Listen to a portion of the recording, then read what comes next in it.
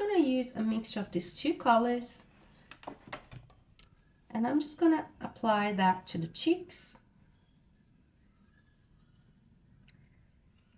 Always using circular motion to apply the colors as well, because then they tend to blend in a little bit more with the color that we put underneath.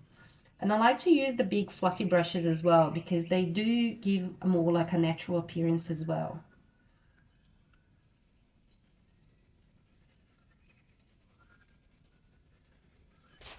Now, you can see the edges are not perfect, so you can actually use a very small brush, and we're going to use that right on the edges, and we're just going to smudge that so it looks a little bit softer.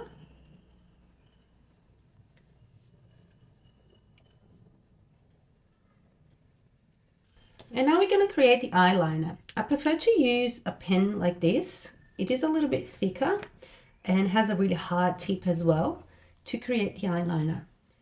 So I'm just going to draft here the positioning. I'm not going to take it outside of the face. I'm just going to keep it there. And then I'm going to connect here. And then I'm just going to color that in.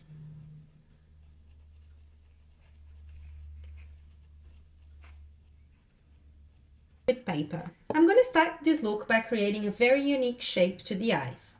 I chose to use a really hot pink color because I want to make sure that this makeup is really bright, is really bold, and I really have nothing to hold back. So I am going to start creating a shape here, and I'm using this big fluffy brush, and I'm moving that towards the arch of the eyebrow. I'm just going back and forwards with the brush here.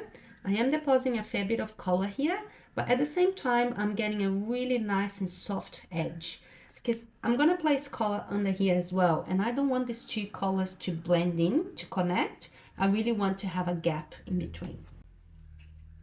I'm going to add a little bit of a white eyeshadow just in the center and a little bit there, just to create a little bit more dimension to the look. Now with this flat brush, I'm just going to use a little bit of black, and I'm just going to define the lips, and see how I'm just placing the brush on the paper.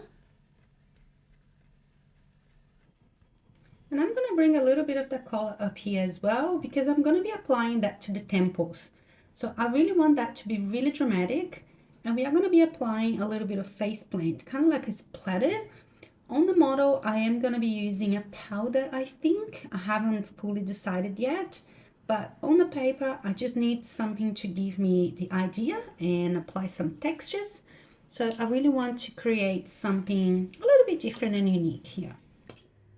Now, I'm going to use the same brush and a really dark brown. I'm going to use this brown, and I'm going to create the shadow that goes under the eyebrows.